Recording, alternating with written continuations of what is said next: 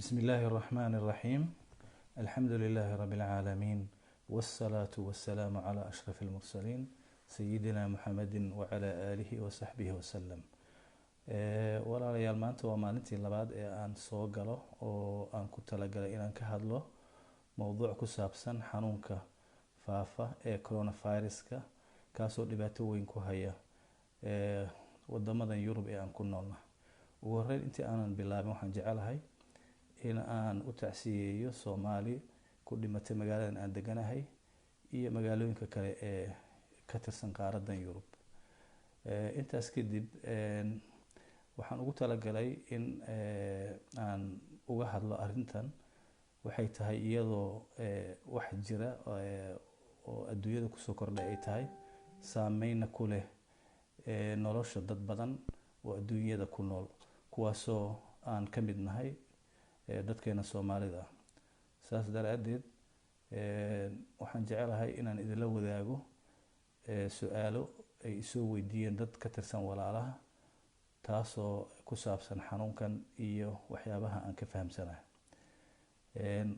bismillaahi raxmaani raxiim. waxaan rabaa 4 su'aalood inaan idinla wadaago. su-aasha koowaad waxay tahay xiriirka ka dhexeeya temperature-ka iyo SARS coronavirus-kan xiriirka ka dhexeeya. waayo dad ayaa waxay aaminsan yihiin in temperature-ka kulul ee ka jira tusaale ahaan wadankeena sida wadankeena Soomaaliya in aysan suuragal ahayn in uu soo gaaro. marka waxaan jecelahay inaan discussion arrintaas ku saabsan iyo waxyaabihii laga ogaaday inaan ila wadaago. tan labaad waxaan jecelahay arrinta ku saabsan sida loo kala qaado inkastoo aan ogahay in dad badan oo Soomaaliya oo aqoon-yahano oo gudaha iyo dibadda joogaba ay ka hadleen in aan iyadana wax ku daro sida loo kala qaado iyo markaa sida uu ugu noolaan karo ama ugu jiri karo viruska marka wax ka baxsan jirka bini aadanka ama waxa kale ee uu xayawaan ama waxa uu markaas intuusan la kulmin inta uu jiri karo. waxaa kaloo rabaa in aan idinla wadaago su-aasha saddexaad oo ku saabsan maxaa coronavirus-kani uu u noqday mid dunidoo dhan saameyn ugu yeeshay oo ay luqadda Ingiriiska lagu yiraahdo pandemic. tan afraadna waxaan rabaa ugu dambeysa inaan idinla wadaago daawada sida hadda medical strategy waxa daawada hadda gacanta lagu hayo iyo sida ay noqon karto oo wax loo filayo inay noqdaan. ugu horreyntii haddii aan marka hore aan ka hadlo temperature-ka waxaad ogtihiin marka xanuun yimaado sida xanuunkan coronavirus-ka oo ah novel coronavirus ama xanuun cusub waxaa isla markaas la raadiyaa xanuun ku dhow oo raad ama saameyn ama ay isku si u shaqeeyaan. saas daraadeed waxaa jirta in 2002 xanuun kale oo loo yaqaano SARS-CoV-1 oo la mid ahaa kan oo ka dilaacay wadanka China balse aan soo gaarin dunida inteeda kale iyo xanuun kale ay isku family yihiin. marka waxay saynisyahanadu sameeyeen inay baaraan temperature-ka waxaan u qaybin karnaa 2 temperature-ka jirka gudihiisa ah iyo kan jirka dibadiisa ah. marka kan jirka gudihiisa ah haddii aan waqti u helno waxbaan ka sheegi doonaa laakiin waxaan ka hadlaynaa temperature-ka dibadda ee hawada sida wadamada kala duwan temperature-dooda. waxay baareen journal loo yaqaano New England Journal of Medicine ayaa waxaa lagu soo daabacay bishii Mars tijaabo la sameeyey lagu sameeyey SARS-CoV-1 oo ahaa kii dilaacay 2002 taasoo tijaabadaas lagu sameeyey laboratory dhexdii waayo dibadda ma yaala hadda SARS-CoV-1ka waxa kaliya uu ka jira laboratory-ga oo hadda adduunyada dibadda ma joogo. laakiin waxaa tusaale looga soo qaadanayaa kan hadda taagan maadaama ay isku family yihiin. saas daraadeed waxaa la sameeyey temperature u dhaxeeya 21 ilaa 23 ayaa waxaa la sameeyey lagu sameeyey tijaabo. Marna waxaa la sameeyey in temperatureka kor loo qaado oo 23 laga sare mariyo, marna waxaa la sameeyey in temperatureka hoos loo soo dhigo oo 23 ilaa 21 laga hoos mariyo. taas waxay keentay in la ogaaday marka temperatureka kor loo qaado in xilliga uu jiri karo viruska uu ka jiri karo jirka meel ka baxsan oo dibadda ka ah in ay soo yaraanayso oo ay soo gaabanayso. macnaheedu waxay tahay kulka saameyn wuu ku leeyahay oo wuxuu soo yarayn karaa ama soo gaabin karaa jiritaanka viruska uu jiro meel ka baxsan jirka dibaddiisa. sidoo kale marka temperatureka hoos loo dhigo waxaa imaanaysa in viruska uu xilli dheer sii jiro. taas daraaddeed taas waxay caddaynaysaa in wadamada qaboobaha ah ay viruska uu ku sii raagi karo meel ka baxsan jirka dibaddiisa, halka wadamada kuleylka ah ay haystaan advantage ah jiritaankiisa uu jiro meel dibadda ka baxsan jirka in ay yaraanayso. taas laakiin su-aasha waxay tahay temperaturekaas ka jira tusaale ahaan waddankeena oo kale ma yahay limiting factor wax la dhaho, factor oo macnaha xadidaya inuusan waddankii gelin. nasiib daro taas lama dhihi karo, waayo wadamada kale ee naga hawada kulul sida tusaale ahaan Sacuudi Carabiya, wadamada khaliijka Emirates ayaa xanuunkan laga helay. for that reason dadku haddii ay aaminsan yihiin in aysan xanuunkaas suuragal ahayn inuu temperatureka iyadoo la fiirinayo inuusan waddanka ka dhici karin, taasi runtii wax oo scientific ahaan caddayn loo haya ma aha. saas daraaddeed dadka Soomaalida waxaa la gudboon in ay inta ay taxadiraan. ilaahayna waxaan uga baryaynaa in waddankeena uu ka badbaadiyo shartaas iyo waxa uu wato xanuunkaas. waxaana aada ugu farxay in la joojiyey isu socodkii diyaaradaha xataa kuwii gobolada, taasoo runtii ah tallaabo wanaagsan oo hore loo qaaday. marka waan ka hadli doonaa diyaaradaha iyo waxa ay keensan karaan. waqti yar ayaan isku dayi doonaa inaan iyagana wax ka sharxo. marka waxaan ogaanay in temperatureku uusan noqonaynin wax xadidaya, factor xadidaya inuusan noqonaynin in waddan uu galo, taasoo wadamadana la midka ay loo yaqaan tropical countries uu ku faafay xanuunkaas. waa tan koowaad. ta labaad, viruskani waxaan ognahay oon sheegnay casharkii hore aan ku sheegay in viruska uu yahay shay aan lahayn astaan nool marka uu hawada ku jiro, laakiin uu leeyahay genetic material, kaasoo genetic materialkaas oo ay suuragal u tahay in uu kordhiyo marka uu la kulmo unug bini aadanka ah ama xayawaanka ah. saas daraaddeed viruskani tusaale ahaan haddii qof qaba uu qufaco ama hindhiso, marka uu qufaco ama hindhiso waxaa kasoo baxaya ilaa 3,000 droplets, 3,000 oo dhibcood oo waxyaabo kala duwan ah oo kala weyn diameterkooda marka la fiiriyo. qaarkood waxay ku dhacayaan dhulka. tusaale haddii aan kasoo qaadno marka aad marka aad hor fadhiso computerka haddii aad hindhisto waad arki karaysaa waxyaabaha hindhisada kasoo baxay in computerka ay taabanayaan. marka 3,000 qofka kasoo baxday qayb ka mid ah waxay ku dul dhacayaan duleedka ama surfaceka waxyaabaha ka hooseeya, ama dhul hadduu yahay ama miis hadduu yahay iyo wixii la mid ah, ama computer yahay. waxaa soo haraya qaybo kale oo yaryar oo indhaha aysan arkaynin. qaybahaasi viruskani waxaa la ogaaday inuu awoodo ilaa 3 saacadood inuu ku jiro hawada, haddii ay tahay hawadaasi hawo xiran oo tusaale ahaan waxaan ka wadaa haddii meel mool oo kale ah ama meel dhismo weyn ah ku dhex jirto oo hawo fresh aan lahayn, macnaha 3 saacadood dhexdood haddii aad soo marto oo qof marka uu meeshii ku hindhisay waxaa suuragala inaad ka qaado. waxaa kaloo aan rabaa xanuunkan waxyaabaha ka dhigay in wax aada loo u faafo waxaa ka mid ah in qofka xanuunka qaado kale aysan ka muuqan oo astaamihii aysan ka muuqan ilaa iyo xilli xilligaasoo lagu qiyaasay ilaa 4 maalmood oo loo yaqaano incubation state. xilligaas wuxuu yahay xilliga marka viruska uu galo qofka jirkiisa gudihiisa oo uu bilaabo inuu invasion ku sameeyo ama cellskii uu dhaawaco. markaa kadib waxaa bilaabanaya qofka inuu dareemo fever, qandho dareemo, inuu dareemo qufac, iyo inuu dareemo shortness of breath ama neefta oo ku dhigta. calaamadahaas marka ay soo baxayaan waxaan rabaa inaan idinla wadaago. waxaa ka horeeya jirka bini aadanka marka uu galo ama cellskeena uu invasionka ku sameeyo, waan sheegnay. marka waxa uu leeyahay protein loo yaqaano spike protein.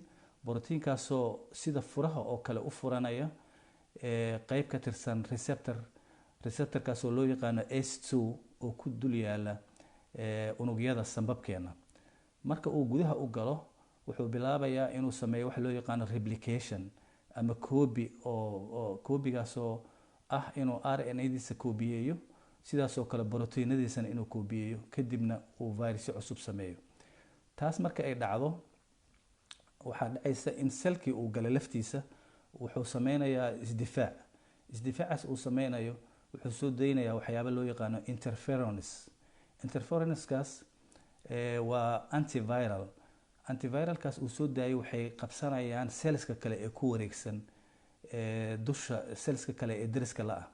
cellska kalena waxay bilaabayaan inay soo saaraan iyagana waxyaabo kale oo loo yaqaano puragenes iyo cytokines. waxyaabaha marka ay soo daayaan waxaan rabaa inaan aan tagno inaan idin sheego macnaha qandhada waxa keenaya sababta feverka uu dhacayo. marka waxaa maskaxda loo dirayaa fariin qayb ka tirsan oo loo yaqaano hypothalamuska. qaybtaasoo leh qayb thermoregulation ama regulaysa temperatureka jirka. marka temperatureka jirka markuu ahaa 37 degree waxaa maskaxda lagu amraa inay ka dhigto 39 degree ama 40 ama 41.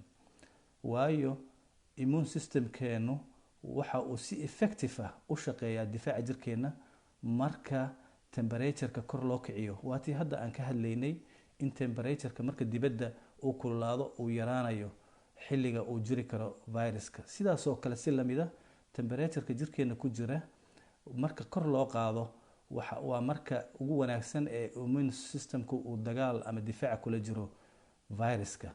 marka intaas aan marayso macnaheedu waxay tahay viruska waaba xambaarsaneed. marka qandhada ay ku qabato waxaad ahayd qof ilaa iyo 4 maalmood viruska xambaarsanaa, laakiin calaamadahaasi in 4taas maalmood waa sii fidinaysay oo calaamadahaas maysa kaa muuqan. 4 maalmood kadib ay kaasoo muuqdeen.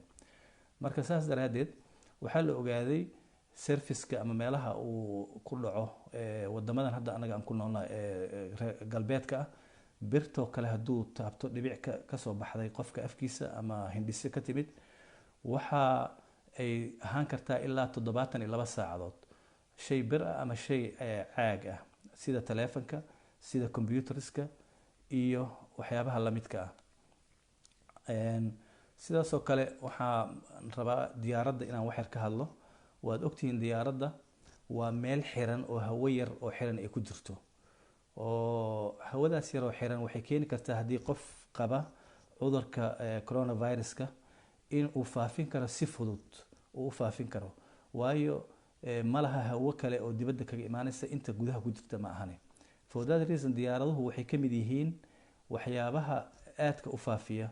saas daraadeed waa muhiim xiliyadan oo kale in la istaajiyo, waana wax aad u wanaagsan oo runtii la sameeyey. waxaan kale oo aan rabaa inaan ka hadlo maxaa ka dhigay xanuunkan waxa loo yaqaano pandemic oo ka duway xanuunadii kale ee ka horeeyay. maxaa uga duwan yahay? sababta maxay tahay uu ugu faafayo sida sahalka ah? arrintaas haddii aan idinla wadaago, ta koowaad waxay tahay xanuunkani waxa marka uu respiratory system keena wuxuu u qaybsan yahay 2 qaybood. qayb waxaa la yiraahdaa upper respiratory system, qaybta upper respiratory tract, qaybta kore ee neefta kasoo bilow tracheaha dhuunta kasoo bilow ilaa iyo kusoo keen afka iyo sanka iyo qaybta hawada waa qaybta sare. qaybtaasi waxa viralka ama viruska qaybtaas ku jirta way ka badan tahay virusyadii kale ee isaga la midka ahaa. for that reason qofka qaba cudurkani wuxuu wadaa virus fara badan oo wuxuu ku wadaa sanka iyo afka iyo cunaha. saas daraadeed marka uu hindhiso ama uu kugu neefsado aad bay u sahlan tahay in aad uga qaadid. taas waa midda labaad waxay tahay xanuunkani xanuunada kale waxaa jiray in qofka marka uu qabo sida aan soo tilmaanay way ka muuqanayeen, laakiin xanuunkan qofka isaga wada ayaysan ka muuqanayn. boqolkiiba ilaa iyo 67 ayaan malaynaya percentage la mid ah inaysan ka muuqanayn xanuunka. saas daraadeed dad badan ayaa waxa ay yihiin faafiyaal marka xanuunkina uusan ka muuqan, laakiin dadkaasi waxay dhibaato ku yihiin dadka kale ama waayeelka ah oo aan ognahay qofka marka uu dhaafo 60 sano waxaa soo yaraada xubnaha jirkiisa oo dhan, waxaa soo yaraada difaaca jirkiisa soo yaraada, shaqada keliyaha yaraanaysa, beerka yaraanaya shaqadiisa. saas daraadeed dadka waayeelka ah way u nugul yihiin, taasoo keentay in dad badan oo waayeela ay dhibaato ka soo gaarto. saasoo kale waxaa jira in xanuunkani runtii waxaa ii soo diray cajalad nin wariye ah oo ku nool Talyaaniga ayaa cajalad ii soo diray oo Soomaaliya, kaasoo cajaladaasoo ku saabsanayd sida fudud ee loo kala qaado, taasoo ah in aad iyo aad u fududahay oo taabashada qofka aad taabata ama haddii cisbitaalka oo kale lagu geeyo kale waxyaabaha ay isticmaalayaan dhakhaatiirta, qalabka medical instrumentiga dhakhaatiirta isticmaalayaan iyo waxyaabahaas oo dhan in qofka uu ka qaadi karo laftooda. saas daraadeed waa muhiim in nadaafadda la ilaaliyo, sida hand washingka gacanaha dhaqidda gacanaha la dhaqanayo. gacanaha dhaqashada waxaa loo baahan yahay in gacanta la dhaqdo ilaa iyo 20 second. sababta loo yiri 20 second waxay tahay viruskan marka aan ka hadalno laftiisa waxa uu leeyahay virusyada waatan soo sheegnay oo waxay ka kooban yihiin genetic material oo RNA iyo DNA ah. genetic materialka waxaa ka sii sareeya waxa loo yaqaano protein loo yaqaano capsid. proteinkaas waxaa ka sii sareeya oo qaybo virusyada kamid ay leeyihiin wax ah envelope ama wax ku dahaaran oo ku wareegsan. shayga ku dahaaran ee ku wareegsan waa shay ka samaysan fat ama cadiin ka samaysan. shayga fatka ama cadiinta ka samaysan tusaale haddii aan ku soo qaado marka ama qaayad tagto aad cunto waxyaabo cadiin leh, waad aragtay gacantaada waxaa u baahan tahay in aad saabuun ku dhaqdo si aad macnaha uga nadiifiso cadiinta oo biyo kaliya kuma dhaqi karaysid. saas la mid ah viruskani waxa uu ka samaysan yahay wuxuu leeyahay waxa loo yaqaan lipid membrane oo ama dahaarka sare ee viruska waa mid leh fatskaas. for that reason qofku wuxuu u baahan yahay inuu ilaa 20 daqiiqo saabuun ku dhaqdo. waxaa jira qaadashada maskaha ama waxa afka lagu xirto waxa ay faa'iido u tahay ta koowaad qofka qaba hadduu hindhiso dadka ma gaarsiinayo. sidoo kale isaga laftiisa haddii gacanihiisa qofka caadiga xataa haddii uu qaato haddii gacanta meel uu kusoo taabto waxay ka ilaalinaysaa inuu afka ku taabto ama sanka ku taabto. taasoo aan soo sheegnay in qaybaha uu jirka gala ay tahay qaybta loo yaqaano T area oo ah labada indhood iyo sanka iyo afka. intaas markaan uga sii baxo oo ka sii gudbo waxaan rabaa inaan ka hadlo waxa loo yaqaano medical strategy. hadda maxaa daawo ah oo loo hayaa? runtii marka ay dhacaan wax cusub sida tan oo kale ay dhacdo uma sahlana warshadaha ama pharmaceutical industrieska uma sahlana inay wax cusub alifaan. marka ugu horeyso waa tusaale ahaan haddii aan kugu soo qaado waa adoo guriga timid oo gaajaysan oo isla markii rabta inaad wax cunto, haddii aad haysato lasaanyo ama basta lasaanyo haddii kugu jirto frigidaire-ka ma sameynaysid mid cusub oo aad samaysay, laakiin waxaad isku dayaysaa in si gaajada ciyo ay kaaga baaba'do inaad la soo baxdo bastada lasaanyadii kugu jirtay frigidaire-ka oo markiiba aad samaysato. sidaas si la mid ah waxaa jira daawooyin hore loo isticmaali jiray oo aan qaarkood halkan idinku sharxi doono iyo sida ay u shaqeeyaan, taasoo u dhow xanuunkan viruska ah virusya kale. daawooyinkaas waxaa kamid ah daawo loo yaqaano remdesivir. remdesivir waa daawo loogu talagalay in lagu daaweeyo viruska loo yaqaano ebola virus. daawadaasi ebola viruska loogu talagalay waxaa soo saaray company Maraykana oo loo yaqaano Gilead Sciences. daawadaas remdesivirka waxay u shaqeysaa sida hore aan soo sheegnay marka viruska uu qabsado receptorka ama dusha sare ee selka oo uu soo galo, waxa uu sameeyaa waxa loo yaqaano replicationkaas waa copy ayuu sameeyaa. copyga wuxuu ku sameeyaa qayb loo yaqaano ribosomka oo ama RNA da. hadda viruskan oo kale wuxuu ahaa RNA, marka wuxuu sameynayaa copyga marka uu sameeyo oo RNA-yada copyga fara badan uu sameeyo, wuxuu rabaa inuu ka dhigto virusyo cusub. marka daawada loo yaqaano remdesivir waxay block ku sameysaa ama inhibition ku sameysaa ama xayiraad ku sameysaa waxa loo yaqaano RNA dependent RNA polymerase oo ah enzyme dedejiya shaqada sameysanka uu sameysanayo koobiye virus RNA virus ah. marka daawadani waa daawo la tijaabiyey, laakiin waxa lagu tijaabiyey ayaa iyada lafteeda su'aal ah. daawadan waxaa lagu tijaabiyaa dadka aadka u xanuunsan ee xanuunkan loo maleynayo inay macnaha yihiin dad garaaba ah ama dad u dhiman kara oo xanuunka uu aad u hayo. waayo qof markaa caafimaad qabo xoogaa run laguma tijaabiyo ama laguma tijaabin. saas daraadeed daawadan waxay ku jirtaa waxa loo yaqaano clinical trial ama tijaabo oo clinical ah, taasoo la filayo marka ay suuragal noqoto in ay dowladda Maraykanka oo leh qayb loo yaqaano Food and Drug Administration ay ogolaato in daawo ahaan loo isticmaalo, in markaa lasoo saari doono. waa daawada ugu horeysa ee koowaad ee hadda loo isticmaalo in lagula dagaalamo viruskan, taasoo tijaabo ku jirta laguna isticmaalo patient dadka xanuunsan ee taagan late stage-ka ama qaybta ugu dambeysa xanuunka oo ama garaabada aan u naqaano. waa daawada koowaad. waxaa jirta daawo kale oo loo yaqaano retinovirkaas iyadana waa daawo kale. waxaan la yidhaahdaa oo kale waa proteinase inhibitor.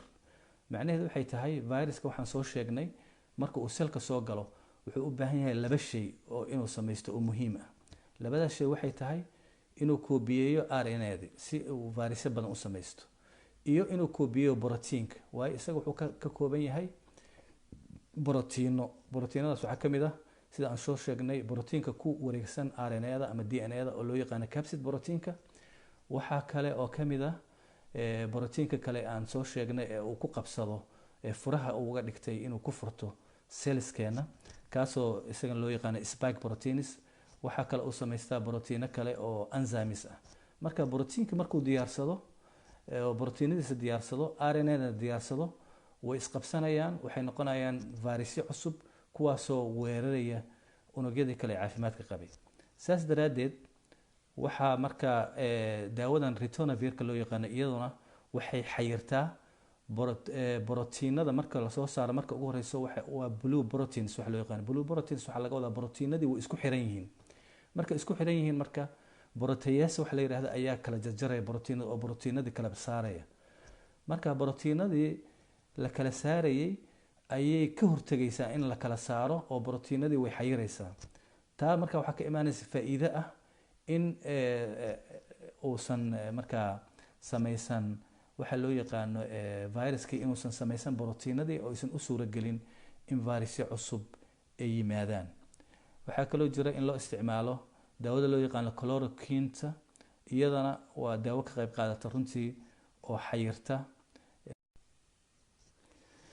marka taleefona iga soo gala. marka insha allah waxaan rajeynayaa in aan isku dayay inaan waxoogaa ka sharxo qaybo ka tirsan oo aan islahaa waa u baahan yihiin walaalaha Soomaaliyeed.